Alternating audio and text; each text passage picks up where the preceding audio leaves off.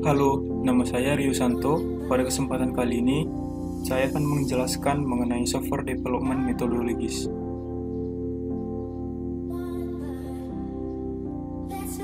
Nah, sebelumnya kita harus tahu dulu apa itu SDLC. SDLC atau System Development Life Cycle merupakan pola untuk mengembangkan sistem perangkat lunak. Jadi, dalam mengembangkan perangkat lunak atau sebuah sistem, kita memerlukan SDLC supaya sistem kita itu jadi lebih teratur dalam proses pengembangannya. Metode-metode yang digunakan dalam SDLC itu umumnya dipakai ada 5. Yang pertama itu ada waterfall, spiral, V-shape, RUT, dan agile. Untuk yang pertama adalah waterfall. Waterfall merupakan proses perangkat lunak yang terus mengalir ke bawah, seperti halnya air terjun, melewati fase-fasenya. Yang pertama itu ada fase analisis kebutuhan. Yang pertama ini, analisis kebutuhan.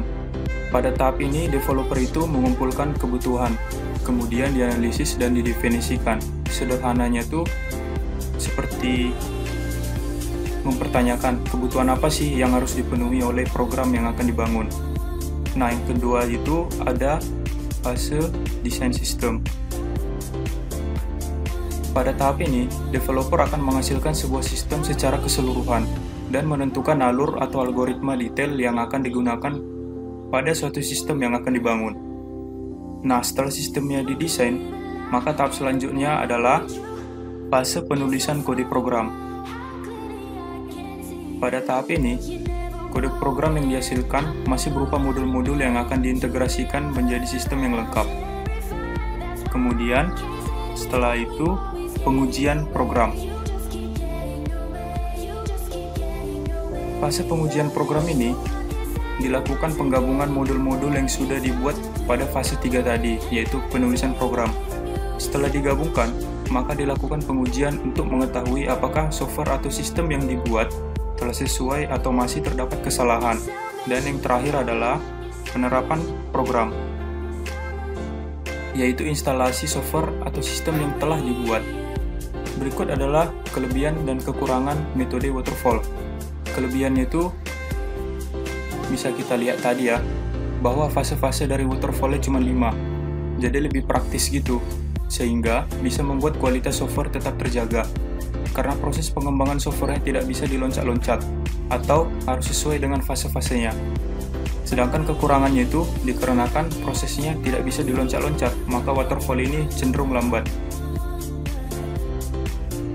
Nah, metode yang selanjutnya itu adalah metode spiral.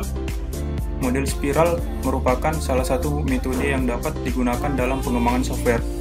Metode spiral ini lebih fokus kepada perubahan penambahan, pengembangan, dan lain-lain. Yang pertama itu adalah tahap planning.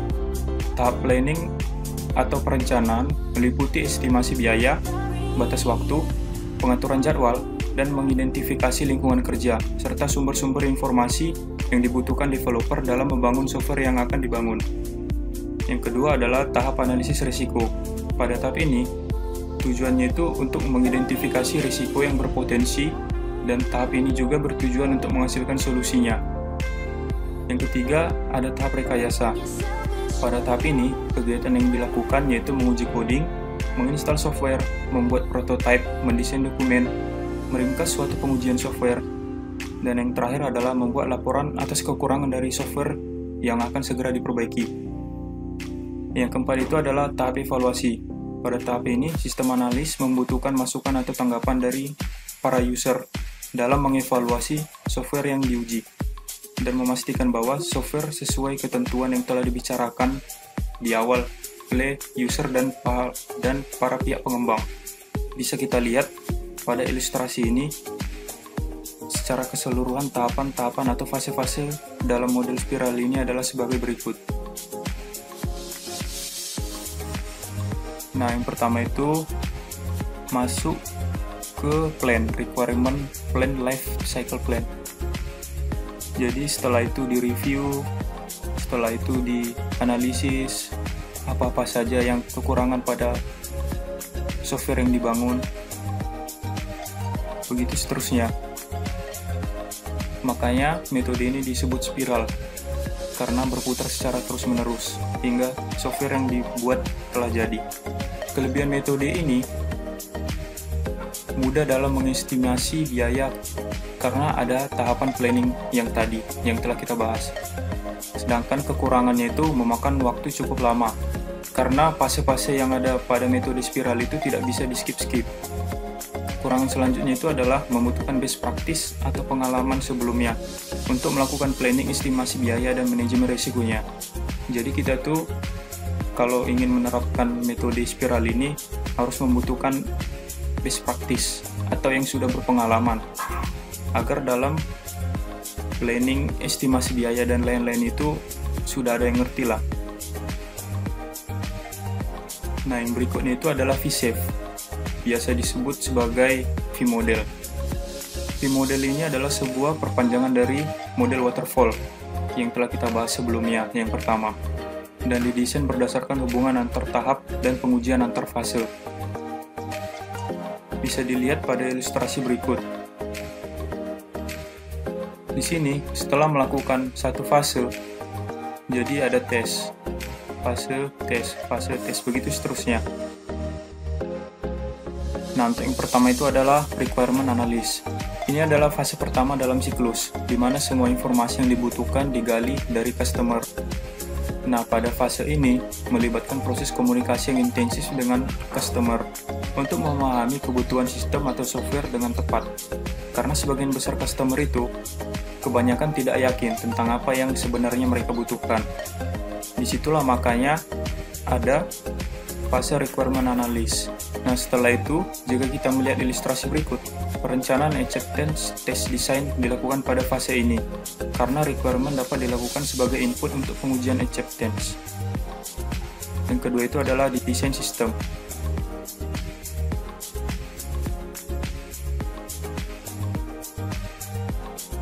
Setelah memiliki requirement produk yang jelas dan terperinci, sekarang saatnya untuk merancang sistem dengan lengkap.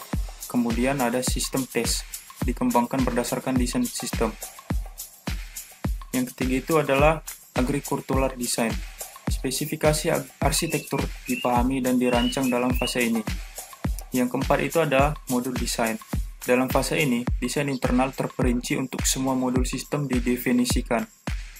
Unit tes merupakan bagian penting dari setiap proses pengembangan dan membantu menghilangkan kesalahan. Unit tes ini dapat dirancang dalam fase ini berdasarkan pada desain modul internal. Dan yang terakhir adalah tahap coding. Kelebihan model ini adalah model yang menerapkan disiplin tingkat tinggi. Mengapa demikian?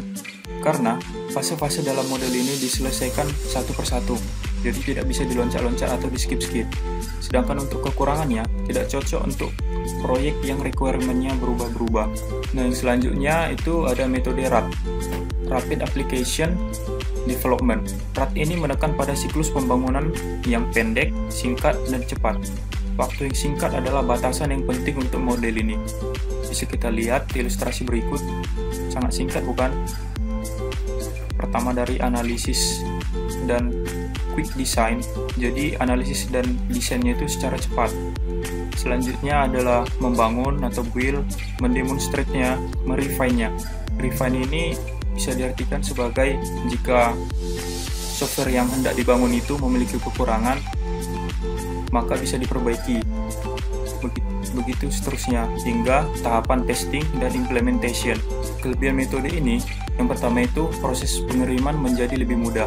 Mengapa lebih mudah? Dikarenakan proses pembuatan lebih banyak menggunakan potongan-potongan script. Jadi kita itu menggunakan script yang sudah ada, tinggal menyambung-nyambungkan aja. Yang kedua itu adalah lebih fleksibel, karena pengembang dapat melakukan proses desain ulang pada saat yang bersamaan. Jika kita lihat gambar sebelumnya, nah, jika terdapat masalah di sini, jadi developer itu bisa mengulangnya kembali. Sedangkan untuk kekurangannya, metode ini cenderung lebih banyak kesalahan, karena hanya mengutamakan kecepatan dibandingkan dengan biaya dan kualitas. Nah, metode yang terakhir adalah Agile, metode pengembangan software yang didasarkan pada proses pekerjaan berulang. di mana aturan dan solusi yang disepakati dilakukan dengan kolaborasi antar tiap tim secara terorganisir dan terstruktur. Metode ini sering digunakan oleh startup maupun perusahaan besar dalam proses pengembangan software. Berikut merupakan ilustrasi dari metode Agile. Ini merupakan Scrum Process. Jadi, metode Agile itu banyak jenisnya juga. Salah satunya itu Scrum Process. Bisa dilihat dari pertama Sprint Backlog, masuk ke tim. Di sini tim merencanakan apa yang harus dibuat, hingga software atau sistem yang dibuat jadi. Nah, sedangkan untuk kelebihannya itu, yang pertama menambah produktivitas tim, di mana bisa kita lihat pada ilustrasi sebelumnya. Di sini tuh tim berperan penting. Kelebihan yang selanjutnya itu adalah menambah kualitas dari perangkat lunak. Sedangkan untuk kekurangannya, metode Agile ini kurang tepat diimplementasikan bagi tim yang besar atau lebih dari 20 orang, karena akan sulit mengaturnya jika timnya semakin besar. Sekian dari saya, terima kasih.